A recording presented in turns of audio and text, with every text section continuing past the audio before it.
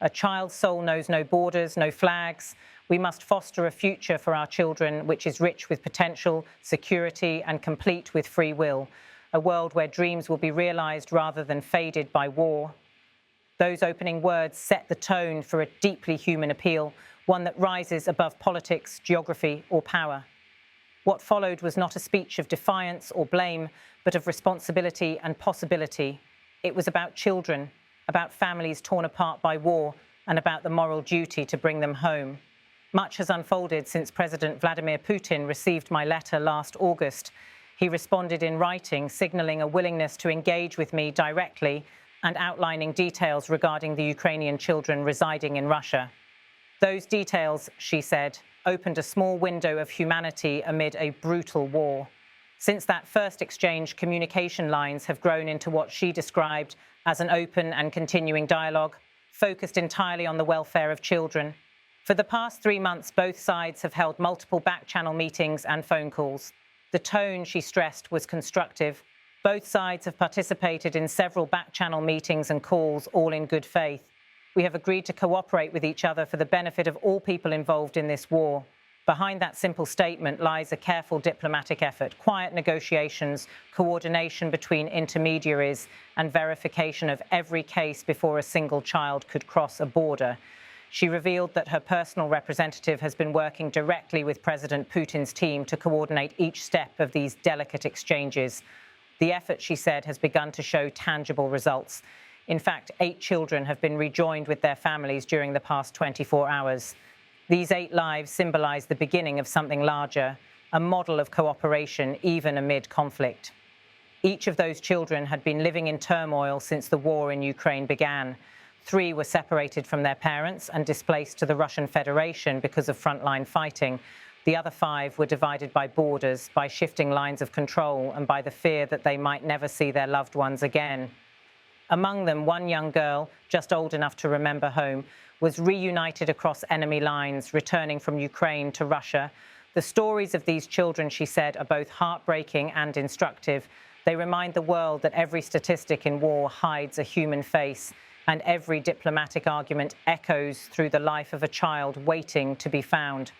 Over the past 3 months, she explained, she had learned much about the complexity of this humanitarian issue, the paperwork, the coordination, the mistrust between nations, and the need for verified information. Russia, she said, had demonstrated a surprising degree of openness. Russia has demonstrated a willingness to disclose objective and detailed information reflective for the current situation. According to her, the Russian Federation provided full biographies and photographs of each child involved in this week's reunification. They also submitted detailed accounts of the social, medical, and psychological care given to these Ukrainian children while in Russian custody. Further, I was provided a detailed report which verified the identities and circumstances of these 8 individuals. That report, she said, was reviewed and confirmed by US authorities. The US government confirmed the facts contained within this document are accurate. This statement was meant to reassure skeptics that the process was transparent and verified on both sides. She emphasized that this wasn't an act of charity by one nation, but a shared process between institutions that rarely cooperate. It is important to note the original verification report was jointly prepared by the Commissioner of the Verkhovna Rada of Ukraine for Human Rights and the Office of the Russian Presidential Commissioner for Children's Rights. That collaboration, she said, represented a rare bridge between Kiev and Moscow, one that placed human life above politics. For her personally, she described this mission as both a humanitarian and moral obligation. As First Lady, this is an important initiative for me. It is built on shared purpose and lasting impact. Her ongoing mission, she continued, is twofold. First, to ensure transparency and a free flow of accurate information about the health and condition of every child caught in this war. Second, to facilitate regular communication between displaced children and their families until each one can return home. My ongoing mission is twofold: to prioritize a transparent, free-flow exchange of health-related information surrounding all children who have fallen victim to this war, and to facilitate the regular recommunication of children with their families until each individual returns home. She went on to raise an additional, more delicate concern, What happens to those children who were minors at the time of their displacement but have since reached adulthood in Russia? She called attention to their uncertain status, young adults living in a foreign country, often without identification and separated from family for years. Given the dangers of traversing this war-torn region, their safe return requires coordinated assistance. According to her, Moscow had agreed to cooperate on this issue too.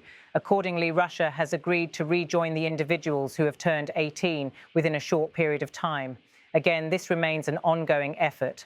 Her words suggested that this was not a final victory, but a beginning, a slow, difficult process that would unfold one case at a time.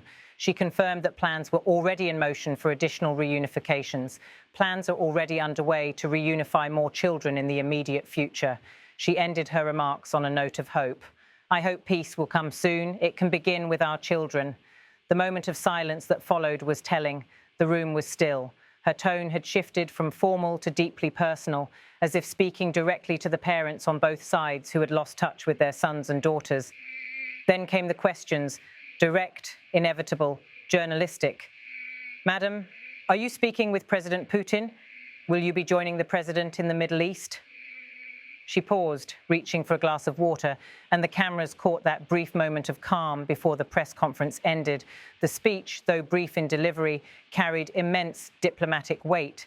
It confirmed what had been whispered for months, that private communication lines between her office and Moscow were active and that humanitarian discussions were ongoing despite the deep freeze in formal US-Russia relations.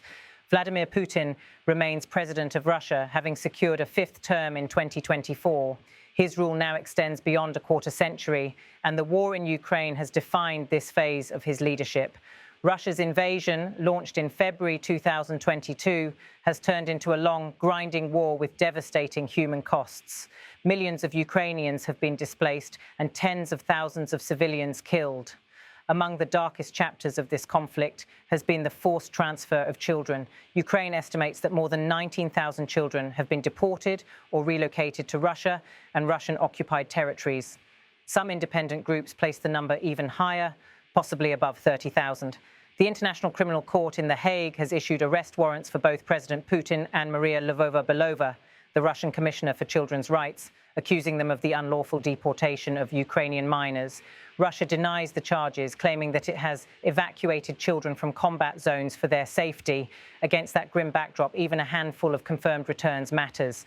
In recent weeks, several small groups of children have been reunited with families under the supervision of international agencies and intermediaries. The figure of 8 reunited in a single day is the largest verified exchange in months. Observers note that such humanitarian coordination often depends on unofficial channels, individuals trusted by both sides who can communicate outside the political spotlight. The speaker positioned herself as one such channel, describing her role as an informal humanitarian envoy focused exclusively on the fate of children.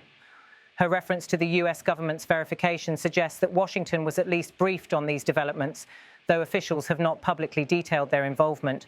Diplomats familiar with the case describe the cooperation as cautious but real, evidence that limited communication with Russia remains possible when framed around humanitarian objectives rather than sanctions or military policy. The emphasis on documentation, photographs, biographies, medical and psychological assessments reflects a key demand by Kyiv and international organizations, proof that displaced children are alive, safe and traceable. Independent agencies have struggled to obtain such records as access to Russian institutions remains limited. Any willingness by Moscow to share this data represents a meaningful departure from its usual secrecy. She also referenced cooperation with the Ukrainian Parliament's Human Rights Commissioner, an office that has been coordinating return operations under the national programme Bring Kids Back UA. That programme, launched in 2023 by President Volodymyr Zelensky, seeks to identify and repatriate abducted or separated children using every possible channel, diplomatic, humanitarian and legal. Since its creation, the initiative has helped return hundreds of minors, though tens of thousands remain unaccounted for. Many children are believed to have been placed in Russian foster families or institutions where they may have been given new names and citizenship documents. The speech's timing was notable.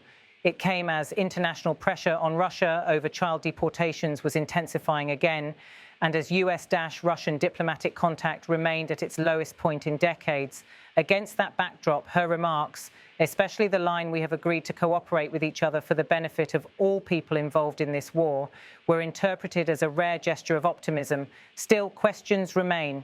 Critics ask whether these limited reunifications serve as humanitarian cover for ongoing deportations or whether they represent the first step toward broader accountability. Others view the cooperation as pragmatic, a way to achieve tangible results without waiting for a comprehensive peace settlement that remains elusive. Yet the emotional power of the speech lay not in its politics, but in its humanity. The recurring phrase, "our children," framed the issue as universal rather than national. It suggested that compassion might succeed where diplomacy has failed. She spoke slowly, with deliberate pauses. Her tone balanced empathy and determination. "I have learned a lot about this matter during the past 3 months," she said. "Russia has demonstrated a willingness to disclose objective and detailed information reflective for the current situation." Those words, though understated, signaled that dialogue, however limited, was alive. Observers in humanitarian circles immediately noted the symbolism of the moment. An American figure speaking directly about cooperation with the Kremlin, not on weapons or sanctions, but on the lives of children, evoked a kind of soft diplomacy reminiscent of Cold War family reunification efforts. Her statement that plans are already underway to reunify more children in the immediate future was both a promise and a challenge to maintain momentum in a process that has often stalled amid mistrust. Each of the 8 reunifications mentioned in her remarks had required coordination among multiple governments, NGOs, and intermediaries. According to aid workers involved, it can take months to verify a single case, establish custody, and arrange safe transport across battle-scarred terrain. That any such exchange can occur at all, they say, is testament to quiet perseverance. Analysts have also pointed to the broader diplomatic potential. If humanitarian cooperation continues, it could lay groundwork for limited ceasefire zones or prisoner exchanges. Some suggest it may even soften the atmosphere for future negotiations between Moscow and Kyiv. In that sense, when she said, "I hope peace will come soon," it can begin with our children. It was both literal and strategic, using empathy to pave a road toward political conversation. Her comments about young adults, those who were minors when displaced but have since turned 18, introduced another urgent dimension. Many of these individuals now face legal uncertainty. They are no longer covered by child protection treaties, and returning home without proper documents could expose them to arrest or conscription. Russia's reported willingness to coordinate their return, if implemented, could help resolve a humanitarian blind spot long criticised by international law experts. What happens next will depend on whether those words translate into continued cooperation. Both Russia and Ukraine have publicly expressed interest in further exchanges, though mistrust remains high. International mediators, including the International Committee of the Red Cross and UNICEF, continue to push for an established mechanism that could verify identities and monitor returns on a larger scale. In the meantime, the images of 8 reunited children smiling through tears as they embrace their parents have become a rare symbol of hope in a conflict otherwise defined by destruction. Her closing message lingered long after the event ended. It was not a political rally, not a diplomatic summit. It was something quieter, a reminder that amid tanks and treaties, there are still children waiting to go home. The voice that morning carried both conviction and restraint. It was not about taking credit, but about sustaining momentum, showing that dialogue, however small, can exist even between sworn adversaries. She left the podium without further comment, allowing the silence to speak for itself. For the first time in many months, the narrative between Washington and Moscow included a word rarely heard: cooperation. In the days that followed, humanitarian organizations confirmed that the 8 children mentioned had indeed been safely reunited with their families. Several more cases were reportedly under review. International monitors began discussing how to expand verification mechanisms. For many parents still searching, this was a flicker of hope. For diplomats, it was a reminder that progress can emerge from unexpected quarters. And for the children who found their way home, it was proof that even in the world's darkest hours, compassion can prevail over conflict. As she had said at the start, and again at the end, a child's soul knows no borders, no flags. And in a world divided by walls, that single idea remains the most powerful act of diplomacy of all.